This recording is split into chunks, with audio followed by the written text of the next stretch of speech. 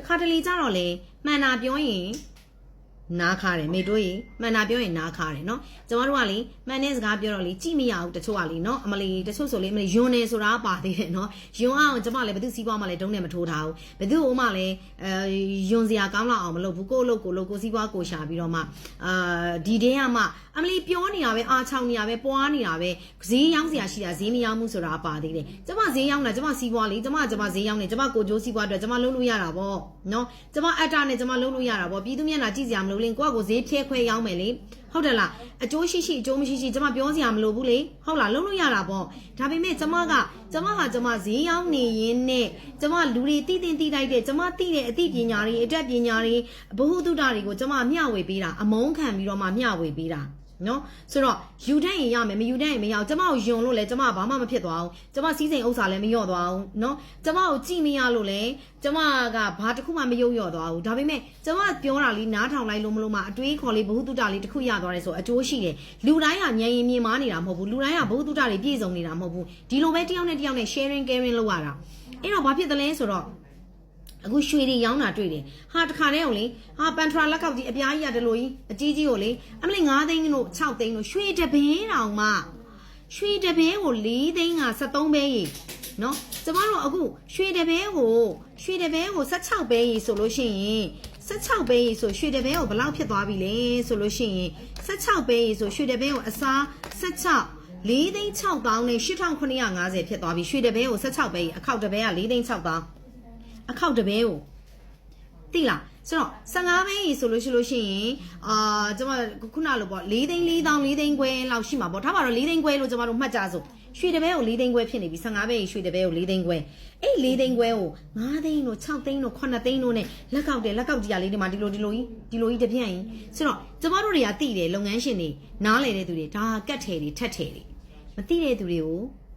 မသိတဲ့သူတွေကတခါတည်းကိုတကယ်ကိုအစစ်အမှန်ရွှေအနှစ်နဲ့လုတ်တဲ့သူတွေကပဲအမျက်ကြီးစားသလိုလိုမတော်မတရားတွေပဲလုတ်သလိုလိုဘလိုလိုညာလိုနဲ့ဒီလိုလေးထင်ကြတယ်ကတ်ထဲမှာကြီးပြားကြီးတွေအပေါ်မှာရွှေကိုနန်းကြိတ်ထားပြီးပြားလှန့်နေအောင်ကျမတို့ဖះမှာရွှေကတ်တာသိလားဖះမှာရွှေကတ်တာသိတယ်မလားအေးလိုလေးကတ်တယ်လို့မျိုးလို့ကတ်ထားတာကတ်ထဲလို့ခေါ်တယ်နော်ကတ်ထဲလို့ခေါ်တယ်ကတ်ထဲတို့ထက်ထဲတို့ဆိုတာအဲ့လိုမျိုးလေးရှိတယ်ဒါကြောင့်မလို့လေအပေါ်မလိုက်နဲ့အချိုအချောင်မလိုက်နဲ့ဈေးထဲမှာ2မျိုး2စားပဲရှိတယ်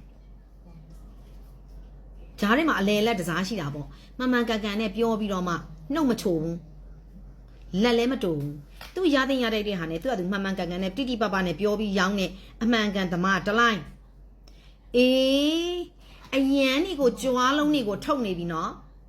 အိမ်နေကားပြီးကြွားပြီးတိုက်တွေကြွားပြီးကားတွေကြွားပြီးပိုင်ဆိုင်မှုတွေကြွားပြီးလက်ဝဲလက်စားတွေကြွားပြီးရှိသမျှကြွားပြီးထမင်းစားလဲကြွားသေးပေါက်လဲကြွားအပြင်သွားလဲကြွားအပြင်လူတယ်လီဖုန်းပြောလဲကြွားရှိသမျှတပ်ပရဏမောင်ကြွားတယ်ဆိုရင်ဂျင်းသိတ်ခံရတော့မယ်တစ်စက်တန်ပစ္စည်းကို3သိန်းနဲ့ရောင်းတော့မယ်သူ့ယုံကြည်အောင်သူ့ရဲ့ယုံကြည်မှုကိုတိဆောက်တာဟေးလိုင်းရလဲယုံကြည်မှုကိုတိဆောက်တာနော်ယုံအောင်လုပ်ပြီးတော့မှလေယုံအောင်လုပ်ပြီးတော့မှအဲ့ဒါကြွားတော့တာရွှွနေဝေးပြီးတော့မှဝေးဆာတွေနဲ့ပြောနေပြီလားဆိုရင်အဲ့ဒါဂျင်းသိပ်တော့မှာကြွားလုံးနေထုတ်ပြီလားဂျင်းသိပ်တော့မှာသတိထားနော်ဈေးရောင်းနေဆိုတာဘယ်သူကမှမေတ္တာရှင်ကြီးတွေမဟုတ်ဘူးဂယုဏရှင်ကြီးတွေမဟုတ်ဘူးဝေတန်တရားတွေမဟုတ်ဘူးအမျက်လိုချင်လို့ကိုကျိုးစည်းပွားရှိချင်လို့မလို့ဈေးရောင်းစားကြတာအမျက်မယူဘဲနဲ့ဘယ်သူမှဈေးမရောင်းစားဘူးထိုက်တဲ့လျောက်ပတ်နဲ့မတော်မတရားအမျက်ကလွဲလို့ဟုတ်လားကျမတို့လည်းဒီလိုပဲထိုက်တဲ့လျောက်ပတ်တဲ့အမျက်ရမှရောင်းဝယ်လုပ်နိုင်မှာရှင်လဲလျှောက်တာပြားလဲဆွဲတာပေါ့အေးအဲ့ဒါအရန်ကြီးကြွားလုံးထုတ်ပြီးတော့အရန်တွေကို image တွေကိုတိဆောက်နေပြီလားဟေးဆိုကြက်တာတတိထားတော့အဲ့ဒါအလင်ခံရတော့မယ်အမလေးဘလို့ပါအကျိုးအမြတ်မရှိပါဘူးပြည်သူတွေကိုချစ်လို့ပါဘလို့ရောင်းတာပါနော်ချစ်လို့ရောင်းပေးတာနော်မလေးဘလို့ဖြစ်လို့ရောင်းပေးတာနော်အမလေးစီးပွားဘလို့ရှာတာနော်ဆိုလို့ရှိရင်ကြည့်လိုက်ကြည့်ဘဝတွေကပြောင်းသွားပြီအဲ့ဒါချစ်လို့ရောင်းပေးလို့ဒါဘဝတွေကပြောင်းတာနော်အမလေးတခါတည်းကိုအဲ့လိုတွေရှိတယ်အဲ့တော့ဘဝပြောင်းတာဘာကြောင့်ပြောင်းတာလဲဒီစီးပွားကပဲပြောင်းတာပေါ့ဒါဆိုဒီစီးပွားက အကျိုးအမြတ်မရှိဘဲနဲ့မြစ်တာရှင်ကြီးတွေဂယုဏရှင်ကြီးတွေလုပ်ပြီးရှော့ပေးနေတာလားမဟုတ်ဘူးနော်ဘယ်ဘက်ကရှော့လိုက်ရင်ညာဘက်ကခိုမှာပဲညာဘက်ကရှော့လိုက်ရင်ဘယ်ဘက်ကခိုမှာပဲအဲ့တော့မှန်မှန်ကန်ကန်နဲ့သစ္စာရှိရှိနဲ့တိတိပပနဲ့ပြောရောင်းတဲ့ဟာတွေကိုမညွညင်နဲ့အချိုးချောင်မလိုက်နဲ့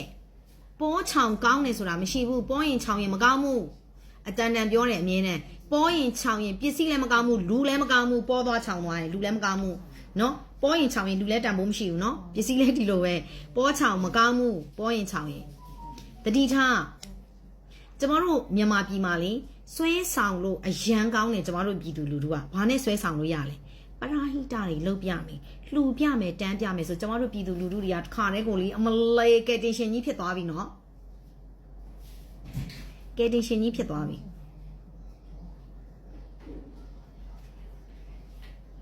ဓာတ်တွေနက်တွေအရန်လှုပ်ရှားလို့ကောင်းတယ်ယုံလိုက်တာလက်အုပ်ကလေးတွေတချီချီနဲ့အိန္ဒိယကားတွေကြည့်ဘူးတယ်မလားကလားကားတွေထဲမှာဆိုအဖွဲ့အစည်းနဲ့တို့ကလူတယောက်ကိုတို့က image ကိုဇန်းတင်ထားပြီးတော့မှဟိုမှာလေဟို PK မင်းသားရဲ့ကားထဲမှာဆိုတွေ့လားတို့ရဲ့ဟိုသူတော်စင်ဟိုဟာနဲ့မိခွန်းနေအမေးဖြေနေလုပ်ပြီးတော့မှဖြစ်တာတို့ကအုပ်စုလိုက်ကြီးဇန်းတင်ထားပြီးတော့မှတစ်ခါတည်းကိုတိဆောက်ထားတာ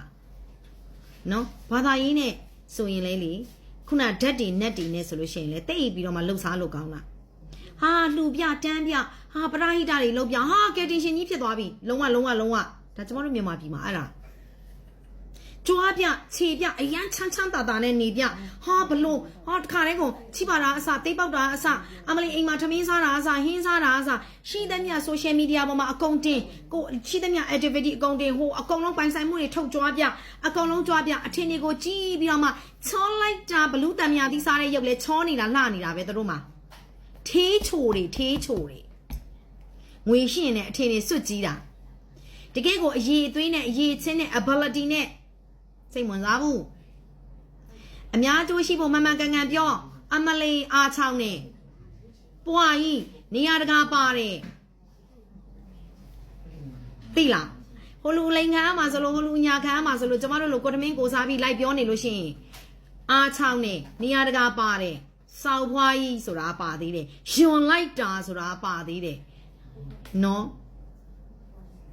ကောင်းတာပြောရင်လူတွေကမတိုးတော့ဘူးအဲ့လိုမျိုးထေးချိုတွေဇွတ်ယုံတွေဇွတ်တာရုခေါ်တွေအများကြီးပဲညံနေလာတာစင်ញင်ုံတရားတွေနဲလာတာအယုံတွေလဲလာတာကြာတာတတိထားတော့အဲ့ထဲမှာကိုမပါစီနဲ့ကျမတို့လည်းယုံစရာမလိုထင်ကြီးစရာလည်းမလိုအားလုံးကလူချင်းကြီးပဲကျမပြောလိုက်တဲ့စကားတခုမျက်စိစွန့်မိတ်ပြီးလဲယုံစရာမလိုကိုယ့်ရဲ့အုံနောက်အတွေးခေါ်နဲ့စင်ညာစင်ချင်းသုံးသက်ဆုံးဖြတ်အကြောင်းအရာတိုင်းလဲသဘောထားချင်းတိုက်ဆိုင်နေမှာတိုက်ဆိုင်မှာသဘောထားချင်းမတိုက်ဆိုင်တိုင်းလဲလူယုံမှာလာမလုံးနဲ့အခုလူတွေကဘာဖြစ်လဲဆိုတော့သူတို့နဲ့သဘောထားချင်းမတိုက်ဆိုင်ရင်အဲ့သဘောထားချင်းမတိုက်ဆိုင်တဲ့သူကလူယုံမှာ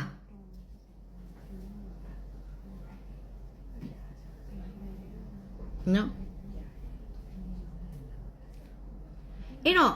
ဘယ်လိုခေါ်မလဲအရန်ညာစားလို့ကောင်းတယ်အရန်စီးပွားဖြစ်အောင်လှုပ်စားလို့ကောင်းတယ်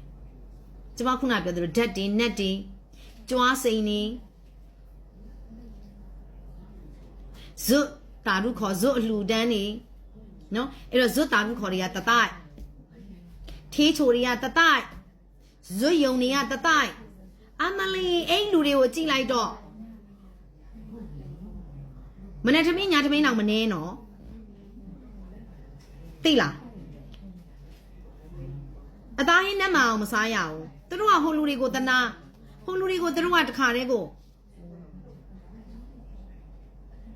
အဲ့လူတွေကိုဘဝအကြောင်းမဲ့ကိုစိတ်ဝင်စားစမ်းမှာငါဘဝငါဘယ်လိုတိုးတက်အောင်လုပ်မလဲငါဘဝငါဘယ်လိုအောင်မြင်အောင်လုပ်မလဲဘယ်လိုမှန်ကန်တဲ့လမ်းကြောင်းကိုသွားမလဲပတ်စံရှိတိုင်းလည်းအထင်ကြီးစရာအကြောင်းမရှိဘူးပတ်စံရှိပြီးမရိုးသားတဲ့သူတွေမှာတပုံကြီးပတ်စံရှိပြီးကလင်ကကြစ်တွေမှာတပုံကြီးသူများမျက်ခုံးမွေးဇင်းကြံလျှောက်ပြီးတော့မှငွေရှာနေတဲ့သူတွေမှာတပုံကြီးအာပေါင်အာရင်နဲ့ဈေးရောက်နေတိုင်းလဲလူမှန်နေမဟုတ်ဘူးကလင်ကကြစ်မတွေတပုံကြီးတတိထားနော်တတိထား ခက်ညံ့ညံ့နေမှာမပါစီနဲ့တမ်း